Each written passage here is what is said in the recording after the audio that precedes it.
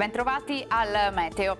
È iniziata la rimonta dell'anticiclone africano che, risalendo dall'Algeria, porterà sole e caldo un po' su tutta Italia e dunque anche sul nostro territorio. Vediamo insieme il dettaglio di venerdì 23 luglio con l'aiuto della nostra mappa. Sul Veneto sarà soleggiato ovunque, cielo sereno o al massimo velato. Come consuetudine saranno possibili dei veloci rovesci al pomeriggio sui monti, ma in veloce esaurimento. Temperature minime tra 17 e 22 gradi, valori massimi compresi invece tra i 27 e i 33 gradi, dunque contesto estivo e caldo.